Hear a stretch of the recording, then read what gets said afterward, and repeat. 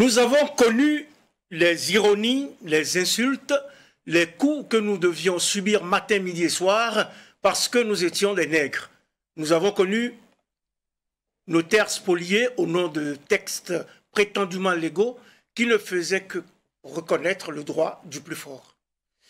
Qui oublierait les fusillades où périrent tant de nos frères, ou les cachots où furent brutalement jetés ceux qui ne voulaient pas se soumettre à un régime d'injustice. Tout cela, mes frères, nous en avons profondément souffert, mais tout cela aussi est désormais fini. La République du Congo a été proclamée et notre cher pays est maintenant entre les mains de ses propres enfants. Ainsi parla Patrice Lumumba lors de la cérémonie, le 30 juin 1960, de l'indépendance de son pays. 62 années après, 62 années nous séparent maintenant aujourd'hui de ce discours prononcé à Léopoldville, aujourd'hui Kinshasa, alors que le Congo belge, aujourd'hui République démocratique du Congo, hissait le drapeau de sa souveraineté nationale et internationale dans le ciel du monde. Mais Patrice Emery Lumumba, alors Premier ministre, était loin de se douter qu'il perdrait la vie moins de 7 mois plus tard, le 17 janvier 1961, dans d'horribles circonstances. Mesdames, Messieurs, bonsoir et bienvenue à ce nouveau rendez-vous de Périscope sur Burkina Info. Une émission consacrée à l'évocation d'un homme, d'un Africain dont le seul reste est inhumé en ce jour où son pays, la République démocratique du Congo, souffle sa 62e bougie de l'indépendance. Et pour en parler, je reçois pour vous Serge Daniel, il est journaliste écrivain. Bonsoir, merci d'avoir accepté notre invitation et bienvenue sur le plateau de Périscope. Bonsoir. Également, pour ces échanges, je reçois Yacouba Ouedraogo, journaliste indépendant. Bonsoir, merci d'avoir accepté notre invitation. Bienvenue sur le plateau de Périscope. Merci, bonsoir. Mesdames, Messieurs, un nouveau bonsoir. Ravi de vous retrouver pour le 169e numéro de votre émission. Sauvagement assassiné le 17 janvier 1961 avec 2 de ses compagnons de lutte, Joseph Okito et Maurice Mpolo, au lendemain de l'indépendance de l'ancien Congo belge, aujourd'hui République démocratique du Congo, la dépouille de Patrice Emery Lumumba reposera enfin en paix ce 30 juin sur la terre de ses ancêtres. Moment historique et émouvant pour ce pays qui rend hommage à son tout premier Premier ministre, 62 ans jour pour jour, après la proclamation de l'indépendance du Congo le 30 juin 1960. D'abord, que pouvez-vous dire sur les contours de cette indépendance, Serge Daniel? Alors, ce qui est fabuleux pour moi, Patrice Emery Lumumba, c'est d'abord une coupe de cheveux. Moi, j'adore ça. Quand je ferme les yeux, c'est ce que je vois d'ailleurs. Mais ce qu'on oublie de dire... C'est très de l'ancien temps. J'adore. Vous voyez, malheureusement, je n'ai pas les cheveux pour le faire. Mais j'aime bien ça. Tu vois, une espèce de révolte, d'affirmation de soi, de style particulier. Mais ce qui me frappe, et on ne le dit pas assez, l'indépendance est en juin. Comme le dit le 30 juin. Oui, le 30 juin. Alors, mais un mois avant, ce qu'on oublie de dire, c'est qu'il était élu. C'est ça. Il était démocratiquement élu. Élu, oui. N'oubliez pas cela. Ça, c'est quand même important. Il prend le pouvoir. Et donc, devant le fameux roi, dans cette, vous savez qu'à chaque fois qu'il y avait des indépendances, il y avait des pro-indépendantistes, il y avait des pro-coloniaux. Mais ce qui était frappant, que ce soit la colonisation belge ou française, c'est que le colon avait tout fait pour donner des indépendances nominales aux colonies, aux ex-colonies. Et ce qui m'a frappé chez lui, voilà, il écoute le discours du roi Baudouin. Le roi Baudouin, paternaliste, vous vous souvenez, oui. Qui dit voilà, ne démolissez pas tout, et ce que nous laissons les rester. Et puis lui, il prend de ça. Qui magnifie en quelque sorte la colonisation. Exactement. Et ce que Patrice Emery Lumumba fait, il prend un bic, un stylo, les historiens l'ont dit, parce que c'était pas préparé. Et il est décidé à lui répondre. Vous avez lu tout à l'heure un passage. Un passage, oui. Très intéressant. Si vous avez 1 minute, pas plus, je vais vous raconter ce qu'il dit de l'autre côté. Un seul paragraphe. Il dit, Baudouin parle, et lui prend la parole, il dit, nous avons connu les ironies, les insultes, les coups que nous devions subir matin, midi et soir, parce que nous étions des nègres, parce que nous avons connu la loi, que la loi n'était jamais la même, selon qu'il s'agit d'un blanc ou d'un noir. Exactement. Il rédige ça, mais il fallait être courageux pour le faire. Il fallait surtout il le rédige après le discours du roi Baudouin. Et c'est ça le problème, ça rappelle... Et pendant le discours du président Kasavubu. Et ça c'est très important, il faut le souligner. Mais ce n'était pas seulement pour ça. Il faut savoir qu'à l'époque déjà, Emery Lumumba oui, c'est un panafricaniste. Il fréquentait déjà Sékou Touré, il fréquentait déjà Kwame Nkrumah, ce qui ne plaisait pas. Et pendant la guerre froide, j'en aurais terminé, c'était quelqu'un, on a dit qu'il était plutôt du camp soviétique, mais moi je crois qu'il était plutôt nationaliste. Alors ce qui me fascine pendant cette période-là, c'est ce foisonnement d'idées et cette volonté claire d'un homme avec un look particulier. Lumumba, pour moi, ce sont des lunettes. Lumumba, pour moi, c'est cette raie-là, qui avait déjà cette vision nationaliste et non communiste de son pays. Nationaliste et non communiste, comment vous avez... ou qu'est-ce que vous pouvez dire sur les contours de cette indépendance? Oui, je m'attendais à... Puisqu'on n'était pas voilà, nés. Hein. Comment vous avez vécu ça, évidemment? Je ne l'ai pas vécu.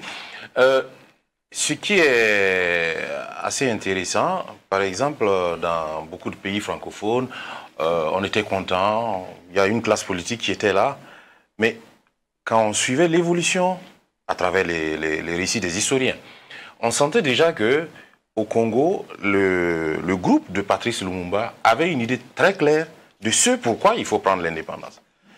Donc, son discours, peut-être qu'ils n'ont pas fait ils l'ont pas fait comme la guerre d'Algérie, mais ils avaient la même détermination. On veut être indépendant pour telle chose. La question de la liberté, ça revenait plusieurs fois dans son discours. La question du panafricanisme revenait plusieurs fois. Dans son discours, il supplie les Congolais d'oublier ces petites querelles. La question du tribalisme. Aujourd'hui, on parle de conflits interethniques presque partout en Afrique. Donc, toutes ces querelles, il supplie même l'opposition d'être une opposition constructive. Et comme Serge Talien le rappelait, il y avait déjà des élections, il y avait un foisonnement démocratique. Oui. Et c'est peut-être tout ça qui fait que la mort de Patrice Lumumba, c'est vraiment un coup de massue à un processus. Mais il faut se réjouir qu'à l'époque, déjà, il y avait un tel niveau de débat dans ce jeune pays qui naissait. Il y avait un tel niveau de débat dans ce jeune pays qui naissait, quatrième pays le plus peuplé d'Afrique après le Nigeria, l'Éthiopie et l'Égypte. La République démocratique du Congo est aussi le pays francophone le plus peuplé et le deuxième plus vaste pays du continent après l'Algérie. Un territoire qui devient la propriété privée du roi des Belges, Léopold II, en 1885, et qui fait l'objet pendant longtemps d'atrocités généralisées commises par les forces coloniales. Cette indépendance obtenue le 30 juin 1960 est l'aboutissement d'une longue lutte qui débouche sur la table ronde de Bruxelles, organisée en 2 temps entre janvier et mai 1960, avec l'adoption de 16 résolutions portant sur l'avenir du Congo belge. Ce jour-là, le 30 juin, Patrice Emery Lumumba tient justement un discours, vous en avez parlé tout à l'heure, qui n'est pas tendre envers le colonisateur belge, alors que le roi Baudouin Ier assistait à la cérémonie. Justement, est-ce que ce discours, on peut revenir un peu là-dessus, ça a suscité des frayeurs Oui, parce que le roi, c'était quand même devant le roi Baudouin. Le colonisateur n'était pas parti. Il n'avait même pas l'intention de partir. Et ce qui va précipiter les choses, d'ailleurs, quand vous vous souvenez de cette période-là, c'est que le colon s'en va, mais le colon est malin. Le colon a besoin des matières premières. Donc le colon va encourager la sécession du Katanga. Je ne sais pas si vous vous souvenez. C'est le 1er décembre, je crois. Non, un peu avant. En tout cas, un peu de temps après. Peu de temps après. Donc vous allez avoir une guerre civile qui va éclater. La guerre civile éclate pendant 3 ans, avant que le Katanga ne revienne dans le giron, parce que derrière, il y avait le colon, qui était derrière en train de manipuler les uns et les autres, puisqu'ils avaient besoin de déboucher. On sait que le Katanga est une riche province minière, et qu'il y avait des matières premières, et donc on a encouragé à faire sécession. Et ce que Lumumba disait, parce que finalement il va mourir là-bas, c'est-à-dire qu'on va le prendre, on va le rejeter là-bas, ce qu'il disait c'est, attention, il faut que nous restons unis parce que c'est le colonisateur qui est derrière. Il aurait gouverné seulement 75 jours, Patrice Lumumba, pas plus. Puisqu'il a été démis de ses fonctions en septembre. 75 jours, il aurait gouverné. Mais en 75 jours, C'est vraiment, il est paru finalement comme l'homme, comme le citoyen, le nationaliste. Je dis toujours nationaliste. Les gens disaient qu'il était communiste, et je pense qu'il était un homme de gauche, mais pas forcément communiste. Mais ce qu'on lui a reproché, c'était d'avoir à un moment flirté avec l'ex-Union des replis socialistes soviétiques. Parce que les soviétiques, la guerre froide va venir, puisque le colon avait décidé de tout fermer, il avait demandé l'aide de l'ex-Union des replis socialistes soviétiques, qui avait envoyé, vous vous souvenez, des camions de transport, pour développer son pays. C'était un visionnaire, et ça, c'est quelque chose qui m'a frappé dans son histoire. Un visionnaire, donc, il fallait avoir le courage de tenir ce discours devant le roi des Belges, un discours qui prend justement le contre-pied de celui de ce roi qui estime que, je cite, pendant 80 ans, la Belgique a envoyé sur votre sol les meilleurs de ses fils, d'abord pour délivrer le bassin du Congo de l'odieux trafic esclavagiste qui décimait ces populations, ensuite pour rapprocher les unes des autres les ethnies qui, jadis ennemies, s'apprêtent à constituer ensemble le plus grand des États indépendants d'Afrique. Fin de citation. C'était courageux de la part de Patrice Lumumba de tenir ce discours. Est-ce que d'une certaine façon, vous pensez que c'est ce discours aussi, quelque part, qui a signé son arrêt de mort? Moi, je ne crois pas. Je ne crois pas. Justement, j'ai l'impression qu'on nous a mis sur une mauvaise piste, parce que nous aimons les réactions pleines d'émotions. Il a parlé, il a été courageux, tout, et puis on l'a buté. C'était plus sérieux que ça. Parce que le discours que Patrice a prononcé, il n'y avait rien de prémédité, donc ça ne peut pas être méchant. Il a dit ce qu'il ressentait. Mais au-delà, n'oubliez pas que le Congo était d'abord une propriété privée du roi des Belges. Quand c'était beaucoup compliqué, l'évolution, l'émancipation, les intellectuels, le débat, il a cédé ça à la Belgique. Mais ça restait un des territoires où quand même la colonisation a été tellement méchante. Les sévices, ça a été la perfection de la maltraitance des colonisés. Moi, je suis beaucoup plus convaincu que on a vu et on le connaissait, cet homme, c'est celui qu'il ne faut surtout pas si on veut préserver nos intérêts au Congo. Parce que le discours, on peut dire qu'il a manqué du respect, entre guillemets, au roi Baudouin, mais quand on remonte avec tout ce qu'il y a eu comme connexion à l'international, ce n'est pas juste pour défendre le roi Baudouin. Le Congo, tout le monde y avait du business. Donc moi, je crois que Lumumba a été tué pour des questions... des questions économiques, financières, voilà, c'est tout le business qu'il y a. Lui, il disait, nous sommes un pays riche, on n'a pas envié quelqu'un, notre liberté, on travaillera, on s'en sortira. Le discours, il est virulent, mais ceux qui l'ont côtoyé savent que c'est comme ça qu'il parle, donc ça, a priori, ça n'étonne personne qu'il parle comme ça. Il l'a dit, c'est vrai, mais moi je considère que vraiment l'élément déclencheur, ça ne peut pas être ce discours. Au moment où il accédait au pouvoir, je crois que le complot était déjà en cours. Le complot était déjà en cours. Est-ce que vous ne pensez pas que le discours avait quand même quelque chose à voir dans la suite des événements? Si, moi je pense, parce que le roi Baudouin Ier n'a pas supporté cet affront. Voilà. Ça rappelait un peu Sékou Touré avec De Gaulle. Nous préférons la liberté dans la pauvreté que la richesse et l'opulence dans l'esclavage. Il y avait un côté comme ça quand même avec Patrice Emery Lumumba, parce que c'était quand même un orateur. Et à l'époque, vous savez, ils avaient catégorisé les Noirs. Lui, il faisait partie des citoyens qui étaient, entre guillemets, européanisés. Évoluer, c'est-à-dire qu'ils étaient supérieurs aux autres Congolais. Et donc, ce qui veut dire quand même qu'ils savaient que c'était intellectuel. Moi, je dirais pas un cadre, mais il était déjà intellectuel. Donc, je pense que le discours a joué. Mais effectivement, le discours n'est pas la seule raison de son départ. Je vous ai dit, ils avaient bien leur plan, puisque dès qu'ils sont partis, immédiatement, quelques mois après, il y a eu cette sécession du Katanga, qu'ils ont soutenu à l'époque. Ce qui prouve d'ailleurs que ce qui est arrivé à Patrice Lumumba n'est pas seulement le fait du colonisateur. Il y avait des complices, je dirais, locaux, qui ont participé à cela. Il y avait des complices locaux, le discours a sans doute joué, parce que le roi Baudouin... Et je dirais, si on ramène à une période plus récente, pensons au cas burkinabé de Thomas Sankara. On sait que Thomas Sankara avait un discours virulent, tout. Mais on se souvient de certains propos, par exemple de Moussa Traoré, qui estimait que Sankara, il peut être celui qui va provoquer une sorte de contagion au sein de la jeunesse.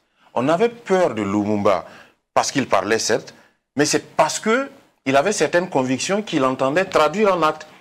Lumumba aurait fait plus de 75 jours au pouvoir. Je suis convaincu que, avec l'international qui se tissait, Nasser, Kwame Nkrumah, Sékou Touré, il y a quelque chose de beaucoup plus sérieux qui allait se développer. Donc, il faut casser partout où on peut casser. De toutes les façons, si Lumumba était loué, apprécié pour son utilisation de la rhétorique politique, son discours est également considéré comme l'un des facteurs de la période de crise qui s'en est suivi, ainsi que son assassinat. Les premières semaines du Congo indépendant furent ainsi, donc, comme vous l'avez déjà dit, troubles, difficiles et violents. Il y a eu des affrontements qui ont entraîné donc ensuite la sécession du Katanga et puis jusqu'à son assassinat.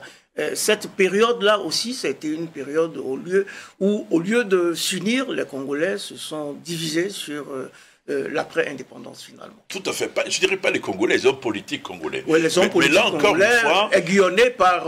Et c'est valable pour la colonisation française. Il n'y a pas de différence. Il n'y a pas de bonne et de mauvaise colonisation. Il n'y a que de mauvaises colonisations.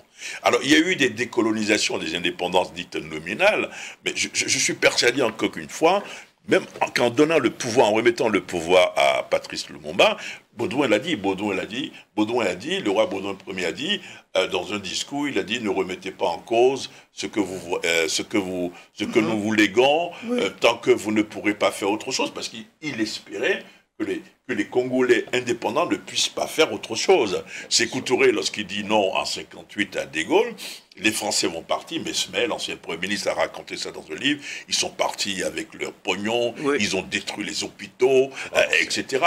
Mais je pense que le roi Baudouin savait quand même que Lumumba était une tête forte. Mais ils avaient peur de la population à un moment en disant, mais lui, il a été élu. Si on ne lui donne pas le pouvoir, il va être un opposant redoutable. Il va remettre en cause violemment ce que nous allons décider. Or, si on l'adoube, entre guillemets, ce qui peut se passer, c'est qu'il fera peut-être attention, on a la possibilité de le récupérer. Mais voilà que sur le champ, il se montre intraitable. C'est ça. C'est pour ça que je dis que ça a joué un peu quand même dans la situation. Parce qu'ils avaient un plan. Ça, c'était la première respiration de l'indépendance. Mais ils accordent l'indépendance, mais deuxième respiration en même temps, ils provoquent la sécession du Katanga. Parce qu'ils se disent, il nous faut des matières premières, mais en même temps, au-delà des matières premières que nous aurons avec le Katanga, ce qui va se passer, c'est que le pays sera divisé. Et à plus forte raison, il y a eu une guerre civile. Il y a eu une guerre civile et Lumumba, il avait le verbe juste,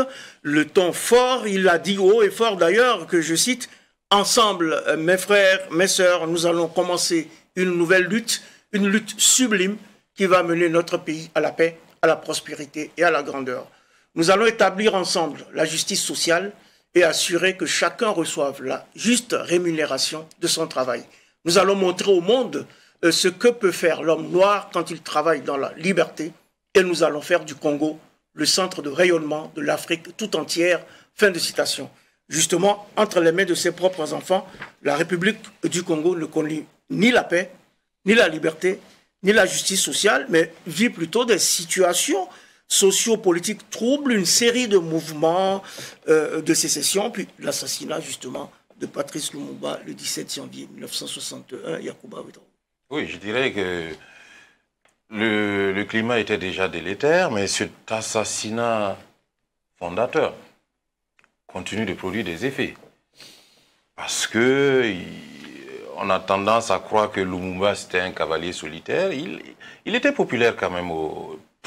Déjà, il a été élu démocratiquement dans un contexte où je ne doute pas qu'on a tout fait pour qu'il ne puisse pas sortir gagnant des urnes, mais il était populaire.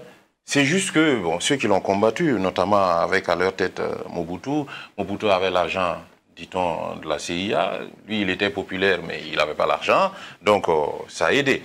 Mais je considère que ce malentendu originel a été réglé d'une façon si violente que forcément, ça ne crée pas le terreau à la stabilité, à la paix. Et quand Mobutu est venu, qu'est-ce qu'il a fait? C'est une marionnette qui est venue. Parce que c'était ça également le plan. C'était, vu que rapidement, on a tenté d'isoler Lumumba, il s'est rapproché un peu de l'Union soviétique et de tout ce qui est considéré comme de gauche. Alors, il fallait remettre le Congo de nos affaires entre les mains de quelqu'un qui est beaucoup plus compréhensif. Mobutu, il ne se posait pas trop de questions, il était content d'être au pouvoir. Et depuis, avant même, quand il était chef d'état-major, il était un agent double, selon certains historiens qui travaillaient déjà avec la CIA. Donc voilà, depuis la mort de Lumumba, si à son discours d'indépendance, il demandait aux Congolais d'oublier les petites querelles qui les séparent, ça veut dire qu'il y avait des problèmes. Mais la façon dont le colonisateur et tous les Congolais qui se sont impliqués dans le putsch ont réglé la crise fait que, à mon avis, il n'y a rien d'extraordinaire. On n'a pas eu à sa suite un grand homme, ce que aurait dû être Mobutu, pour dire, bon, on a réglé une parenthèse, on se retrouve, et puis on construit un Congo solidaire. Ça n'a pas été le cas. Alors, Serge Daniel, cet assassinat, c'était horrible comme assassinat. Ça reste comme une tâche quand même, puisqu'on a voulu faire disparaître jusqu'au moindre ossement celui qui s'appelait Patrice Lumumba. Oui, c'est pour ça, Patrice Lumumba, ce qui me fascine chez lui, puisque cette émission aussi destinée à lui rendre hommage, c'est d'abord le courage physique. Mais regardez les images que... Je suis en train de trembler quand je vois les images derrière vous, à côté. Oui. Vous voyez comment on l'arrête. Et comment il ne pleure pas. Comment il est stoïque. Et comment... Regardez son visage. Un peu comme pour dire la vérité finira un jour par éclater. Oui. Il est là. Alors que son copain, son camarade de lutte à côté, tétanisé. Mais lui, je dirais même qu'il a le port altier alors qu'il est arrêté. Et c'est ça qui me frappe dans son histoire également. C'était quelqu'un qui avait un courage physique. On n'a pas parlé de son épouse, on pourrait parler de ses enfants. Il a écrit une lettre à son épouse. C'est ça. C'était pathétique. C'est une nouvelle déclaration d'amour qu'il faisait à son épouse, alors qu'il n'était pas sûr de revenir vivant. J'ai trouvé ça fabuleux. Il est mort pour la République, vive la République. Il est mort pour la République, vive la République, et ça fait plus de 61 ans maintenant qu'il est parti. Mais finalement, Patrice Lumumba reste dans les mémoires. Mais est-ce qu'il n'a jamais quitté les mémoires, Patrice Lumumba? Lumumba, ou plutôt une de ses dents, seule relique qui reste de son horrible assassinat, rentre au pays de ses ancêtres, plus vivants que jamais. Une dent longtemps conservée comme souvenir par un policier, un commissaire de police belge, un commissaire de police qui a participé à la disparition du corps avant d'être saisi en 2016, cette dent, chez sa fille. Alors, comment vous appréciez, Yacouba Ouedraogo, ce retour qu'on pourrait quand même qualifier de triomphal, entre guillemets, puisque c'est une dent qui revient dans un cercueil avec ces hommages qui s'en suivent? Juste avant, par rapport toujours à ce côté assez exceptionnel de l'homme, il a été tué le 17 janvier, enterré précipitamment, et puis le lendemain, on l'a déterré parce qu'il faut faire disparaître. Et puis ceux qui sont allés, certains disent, on l'a tellement enterré précipitamment qu'il y avait un doigt qui sortait du sable, pointé vers le ciel, comme pour dire, c'est pas fini, on continue. C'est vrai que le regard de Lumumba, qu'on arrête, qu'on maltraite, il n'est pas impressionné, outre mesure.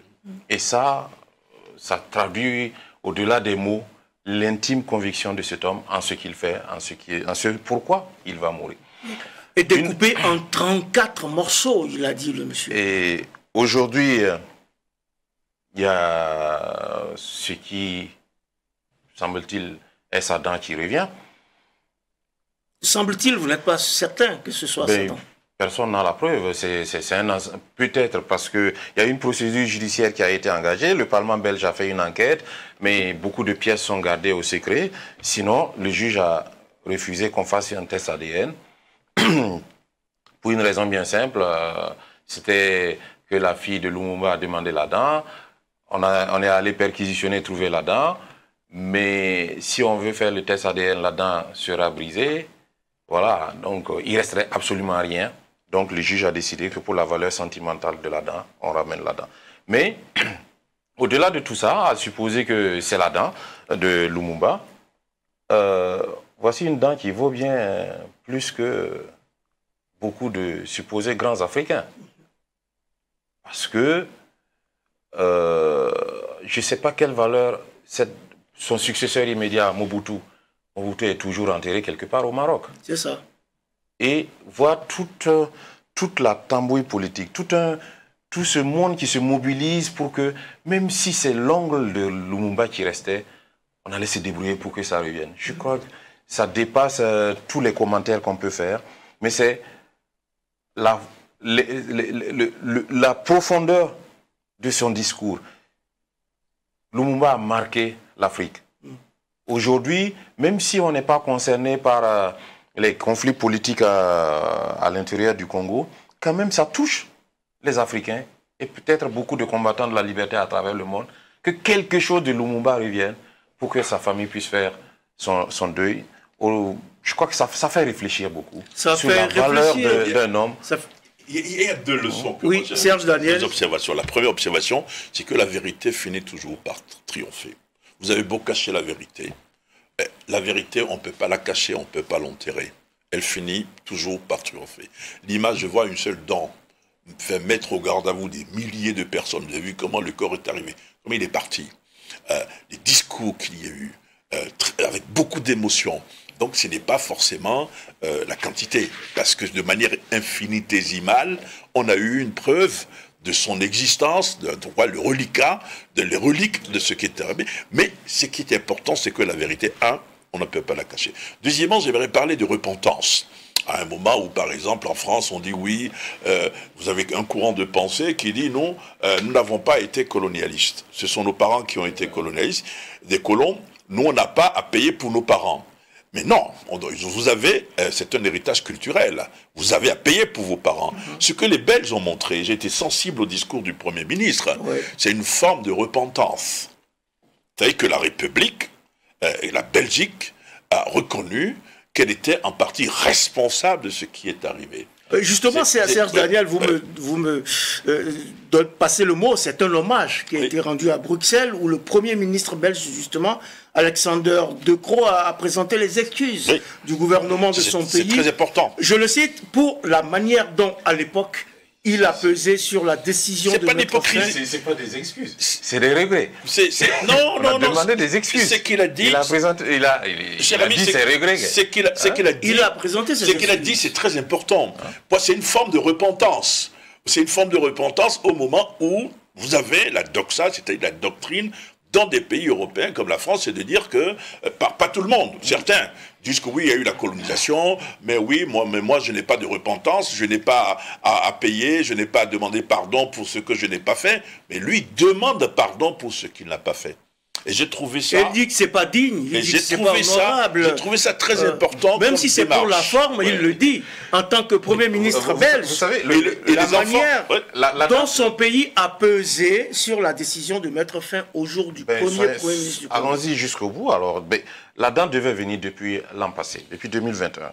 Après, ça a été programmé en janvier, je crois, pour question de Covid, ça n'a pas pu se faire. Mais ce qui justifiait également ces reports, c'est que les deux pays s'étaient accordés pour en faire un grand événement.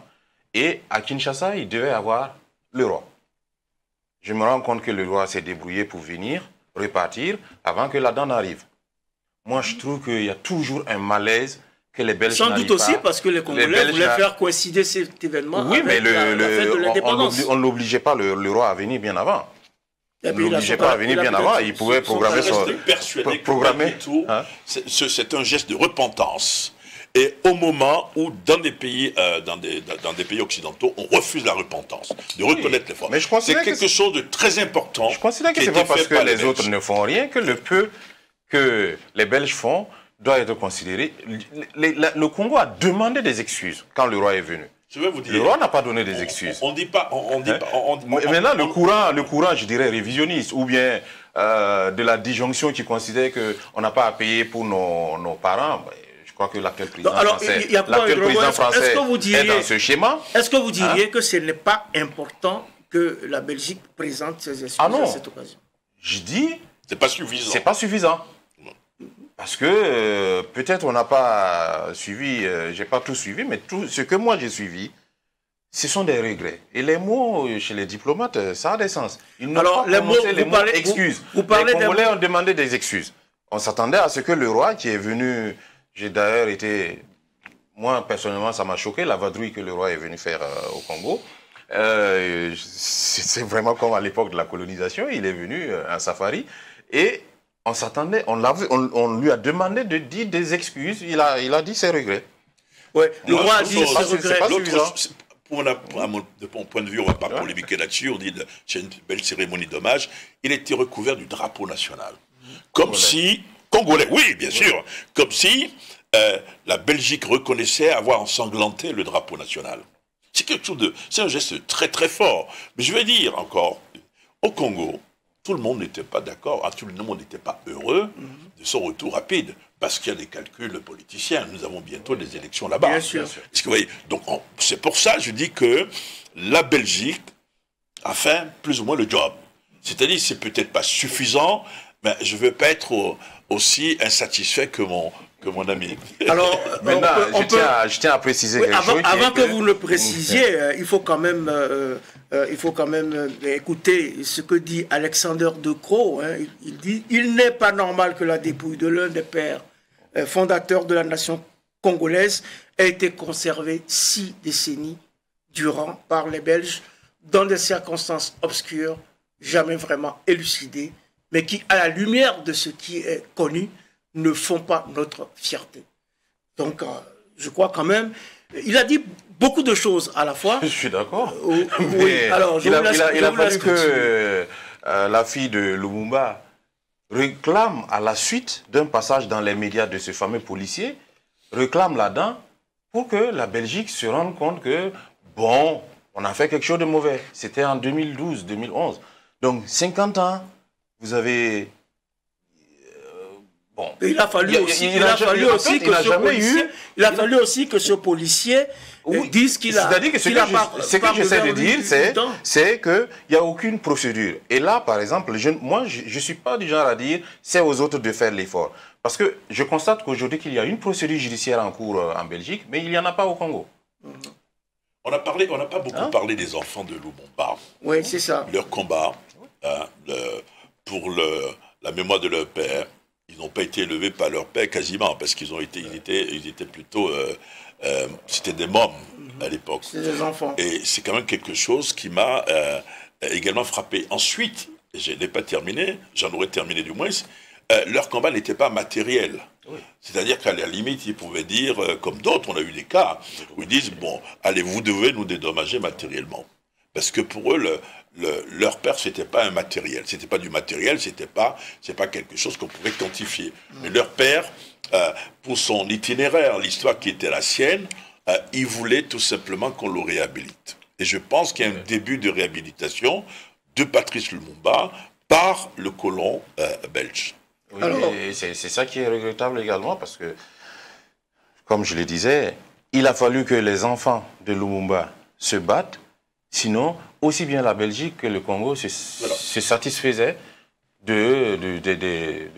manque de vérité judiciaire. Qu'est-ce qui se serait passé si on n'avait rien du tout, si on n'avait pas cette dent? Cela n'aurait pas été possible si ce fameux commissaire belge, Gérard Souette, je crois, n'avait pas gardé cette dent comme un trophée de chasse et qu'il n'avait pas parlé peut-être 50 ans après. Il y aurait toujours la mémoire. Lumumba, Patrice Emery Lumumba, c'est pas une dent. Ah oui. C'est un idéal. Donc que la dent a été retrouvée, une dent a été retrouvée, c'est une bonne chose. Mais même si la dent n'est pas retrouvée, le fait de présenter des excuses, moi j'appelle ça une forme de repentance. Et encore une fois, il y a en France, en Europe, il faut savoir qu'il y a plusieurs pays qui ne veulent pas entendre parler de cela. Il y a plusieurs... Moi, je dirais que cette dent n'a été qu'un prétexte. Il ne faut pas oublier que les enfants n'ont jamais abandonné leur quête de vérité sur la mort de leur papa. Donc, cette dent retrouvée, au moins c'est un élément matériel sur lequel s'approcher, qui a donné de la visibilité davantage à leur lutte. Aujourd'hui, c'est grâce à cette fille, à ses frères, que tout ce qu'on dit aujourd'hui, que cette émission se tient, mais en gros, on ne leur rend pas suffisamment hommage. Alors il faut rendre hommage à ses enfants, justement, vous connaissez l'expression, il a perdu son père, un parent, et on ne retrouve pas le corps. Et il dit, il faut que je fasse le deuil, il faut que je retrouve le corps. Il faut que je retrouve le corps. La dépouille de Patrice Emery Lumumba est donc retournée en République démocratique du Congo, où les hommages sont rendus à cette dent, notamment à Chankourou, à Kisangani, à Lubumbashi, puis à Silatembo, dans le Katenga, là même où le Premier ministre congolais a trouvé la mort en janvier 1961. Patrice Lumumba, ce qu'il en reste du moins, sera enfin inhumé ce 30 juin dans un mémorial construit spécialement pour l'occasion. C'est tout un symbole, 62 ans, jour pour jour après l'indépendance du Congo, 62 ans, jour pour jour, après son fameux discours, qui lui a sans doute valu aussi d'être débarqué en septembre 1960 de son poste de Premier ministre, avant d'être déporté, puis exécuté. N'est-ce pas? En tout cas, j'espère simplement que le Congo va se servir de ce prétexte pour faire l'introspection et pour enfin aller dans l'idéal de Lumumba. Parce que jusqu'à présent, je n'ai pas entendu une voix politique, une grande voix en tout cas au Congo, ne pas se satisfaire du fait que ce qui reste de Lumumba revienne au pays. Tout le monde est élogieux. Mais Lumumba, c'est vrai, il avait le verbe, mais il était plus que le verbe. C'est quelqu'un qui croyait à la grandeur du Congo, qui était convaincu que les Congolais, ensemble, peuvent faire de leur pays un grand pays. Aujourd'hui, au moment où cette dépouille arrive, vous avez le côté, les rebelles du M23 qui redonnent de la voix, alors qu'on sait qu'il y a les élections qui se rapprochent. Vraiment, l'intérêt, au-delà des questions historiques, au-delà des questions de mémoire, ce n'est pas qu'on fasse revenir la dépouille de Lumumba et puis, bon, c'est bon, on tourne la page. Non, ça doit servir de prétexte parce que au moins, moi, je suis ému quand je vois juste cette dent qu'on met dans un avion, on atterrit au milieu de nulle part et les foules qui viennent. Ça veut dire qu'autour de Lumumba, on peut encore construire quelque chose.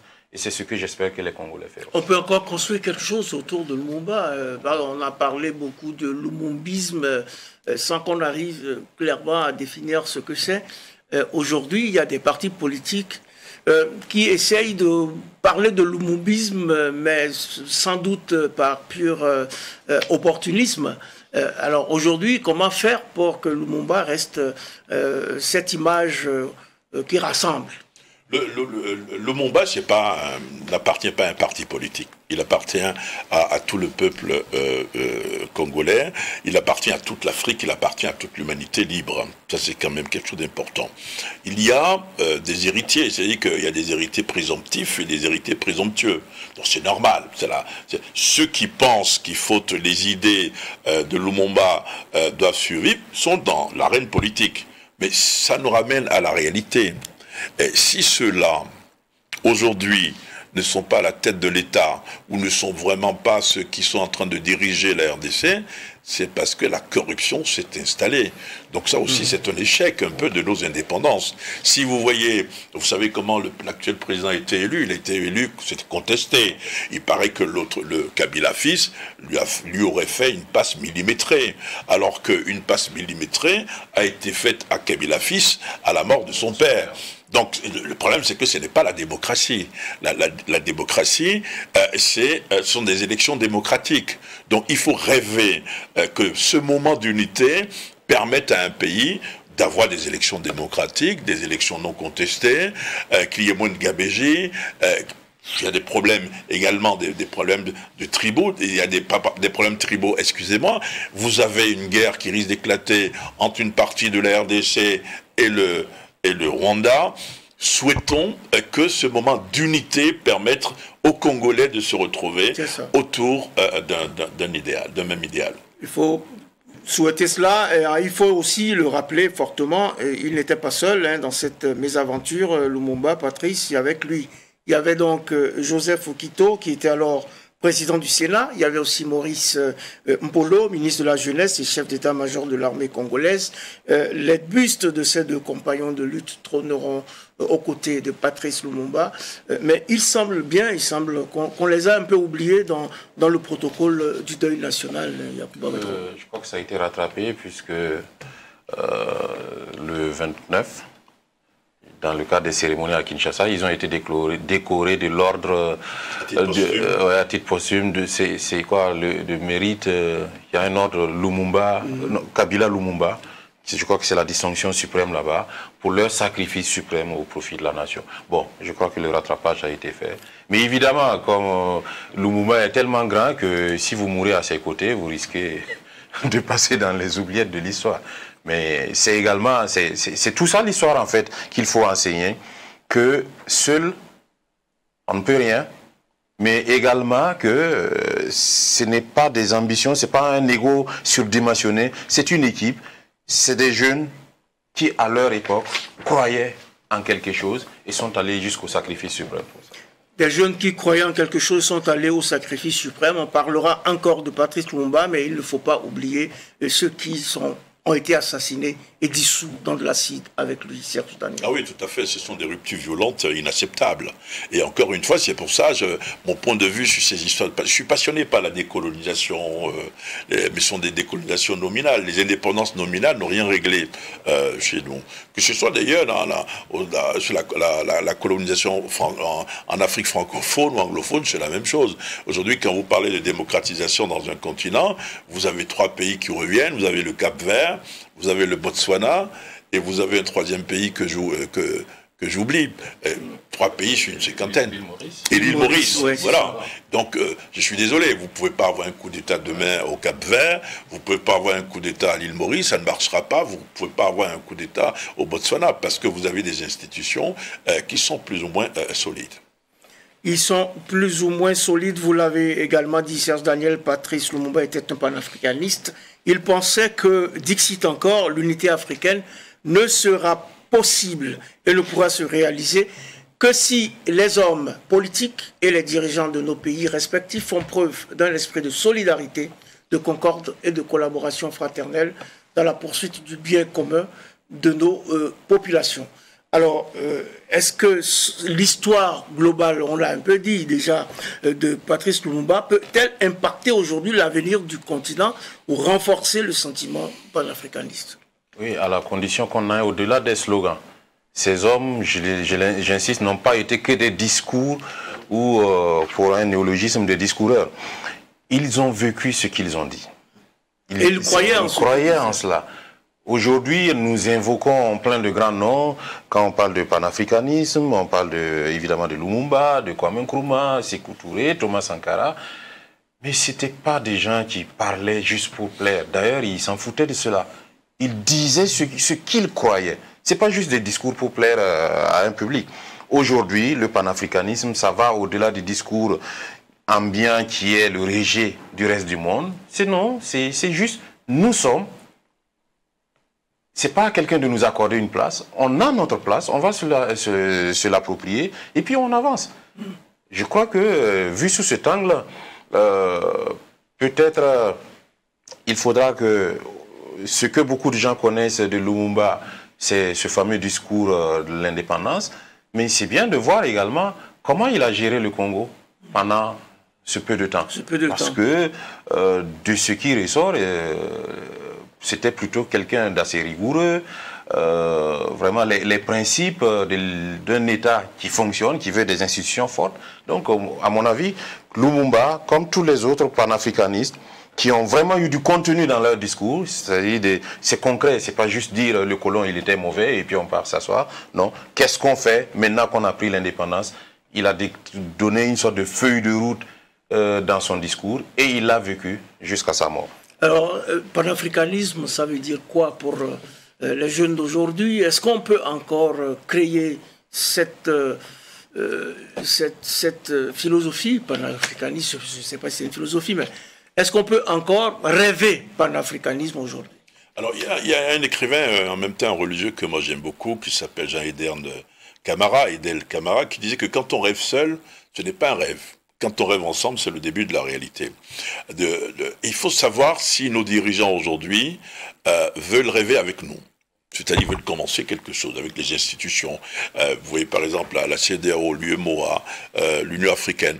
Je pense qu'il y a toujours ce réflexe-là de microcosme. Chacun pense essentiellement à lui-même d'abord. Donc c'est difficile d'aboutir à cela. Ensuite, il faut des leaders.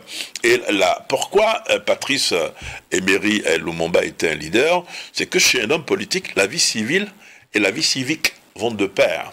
C'est-à-dire qu'il a une vie civile, il a une vie publique, mais il a également une vie privée.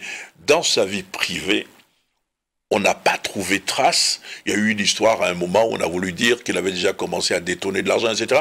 Ça s'est dégonflé tout de suite comme une baudruche parce qu'on n'a pas eu de trace. Il était un modèle. Et je pense que c'est ça aussi qui peut faire l'unité africaine. Si nous avons pas des modèles en tant que tels, si nous avons des leaders qui décident de prendre les choses en main, avec la bonne gouvernance, ça c'est quelque chose de très important à mon avis, nous pourrons peut-être arriver un jour à parler de panafricanisme. Mais avant de parler de panafricanisme, il faut renforcer nos organisations sous-régionales. Ça me semble très important. Nous n'allons pas faire le panafricanisme des réseaux sociaux. Non, les réseaux sociaux, c'est pas la démocratie. C'est nécessaire, utile, ça ira pas loin. C'est tout, ce sont des instruments. Il faut savoir que ce sont des instruments créés, parfois, pour nous diviser assez. Voilà. Alors, il faut d'abord renforcer les organisations régionales, à l'image de la CEDEAO, par exemple. Mais au niveau de l'Afrique de l'Ouest, on ne trouve pas, justement, cet axe fédérateur qui permette de dire qu'on pourrait constituer un espace fort, politiquement, économiquement, culturellement aussi. Comment on fait ce travail pour arriver finalement à renforcer ces espaces régionaux? Je l'ai dit, il faut aller au-delà du discours. Les slogans, c'est bon, mais c'est pour les meetings. Si on veut bâtir quelque chose, il faut y croire. Et donc, ces hommes comme les Lumumba, les Sékou Touré, les Thomas Sankara ont eu le mérite, quel que soit ce qu'on peut en penser, de croire en ce qu'ils proclamaient et de vivre en fonction de cela. La question des leaders maintenant, je ne crois pas qu'on crée des leaders. Il y a assez de personnes qui sont engagées sur beaucoup de fronts, société civile, politique. Il faut qu'on accepte qu'il y a des têtes fortes qui peuvent donner un rythme. Aujourd'hui, la construction de, je ne sais pas si c'est le panafricanisme, de l'unité africaine, partait du principe qu'il faut créer des ensembles régionaux assez forts et puis une sorte de fédération et puis après on pourra aller à l'idéal qui est un État panafricain. Mais aujourd'hui, dans notre sous-région, on voit les difficultés qu'il y a. Difficultés qui, à mon avis, sont, quelle que soit la couleur que ça peut prendre, c'est lié à la qualité de la gouvernance qu'on a dans nos pays. Aujourd'hui, vous avez par exemple la CEDEAO qui est un espace relativement bien organisé. La question de la libre circulation, il y a eu beaucoup de décisions prises par les chefs d'État, mais quand vous rentrez sur le terrain, il n'y a pas d'impact, c'est resté dans la salle de conférence. Donc, il faut, à mon avis, donc, que les chefs d'État qui s'engagent à bâtir ces ensembles régionaux y croient. Parce que quand on a le pouvoir d'État... Vous avez le sentiment que les chefs d'État ne croient pas actuellement? Mais quand on fait un manquement, la réponse d'un homme politique, d'un décideur, c'est au minimum la sanction. Vous avez l'impression que quand vous avez des difficultés à franchir une frontière, ou alors qu'il y a une instrumentalisation d'un petit problème communautaire dont les auteurs de cette instrumentalisation sont connus, vous avez l'impression qu'à chaque fois, on sévit pour amener tout le monde à l'ordre? Non. Le contexte est de plus en plus difficile parce que il y a des problèmes qui viennent de partout. Aujourd'hui, nous avons la question sécuritaire, par exemple, qui aurait pu être un prétexte pour nous retrouver. Parce que ça a commencé chez le voisin, mais on sent que ça vient chez moi. L'autre aussi sent que ça peut venir. Mais Je ne sais pas ce qui se passe actuellement. Maintenant, bon, il y a un courant complotiste qui est là, qui dit que, voilà, ne croyez pas que c'est juste des crises d'évolution.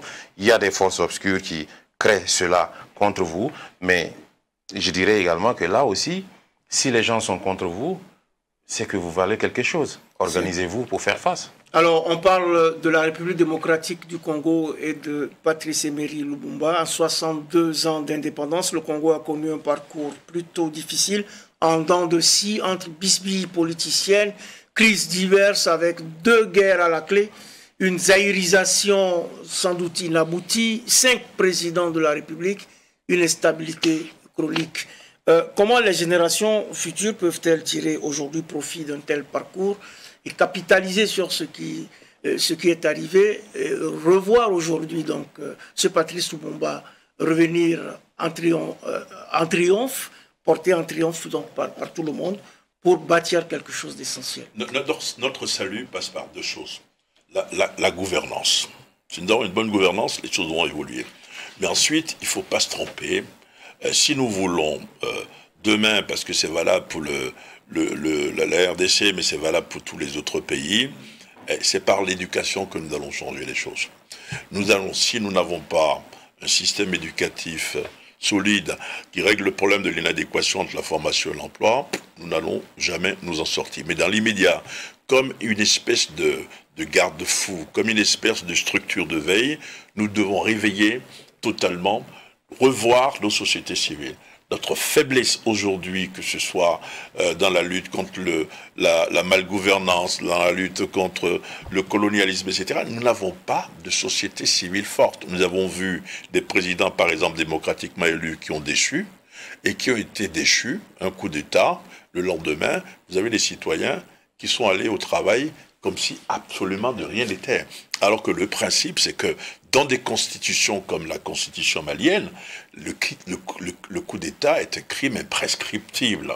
Donc nous avons le devoir d'avoir ce que j'appelle un SMIC, un minimum sur lequel nous devons nous entendre. C'est valable pour le Congo, on lui rend hommage, c'est pour ça qu'il faut en parler, mais c'est valable pour tout le continent, pour aboutir à ce rêve panafricain, de panafricanisme, de réveiller nos sociétés civiles, de résoudre les problèmes d'éducation et enfin surtout de bien gouverner. Réveiller les sociétés civiles et bien gouverner, c'est aussi votre position. Yacouba Ouedraogo, ce sera le mot de la fin. On parle du Congo, mais il ne faut pas blâmer outre mesure le Congo, parce qu'on a tous pratiquement les mêmes problèmes. À l'exception de quelques États, rien ne marche en Afrique en fait. C'est ça qui est la vérité. Et là où, par exemple, surviennent les coups d'État, si je me place dans une logique d'entreprise, on a fait un projet démocratique, à un moment, le coup d'État survient. Ce qu'il faut en retenir, c'est que le projet n'a pas marché. Et peut-être dans le business plan, on l'a décontextualisé, on l'a pris comme ça, venir plaquer, et puis l'entreprise périclite. Donc, il y a beaucoup de choses à faire, mais moi, j'insiste sur le rôle de leader que nos hommes politiques doivent avoir.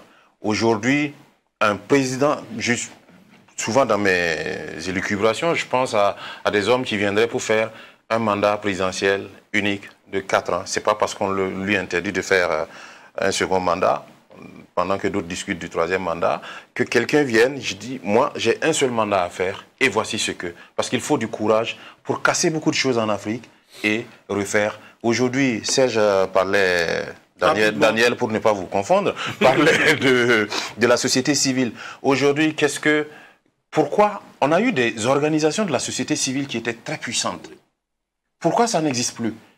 Parce que se réclamer de la société civile, c'est devenu un appendice politique, et puis. Non, il faut que toutes ces forces coalisées mettent les hommes politiques face à leurs responsabilités. L'homme politique, on te dit président pour que tu nous mènes quelque part. C'est ça il faut que ces forces coalisées mettent les hommes politiques face à leurs responsabilités afin que chacun joue son rôle pour qu'on y arrive.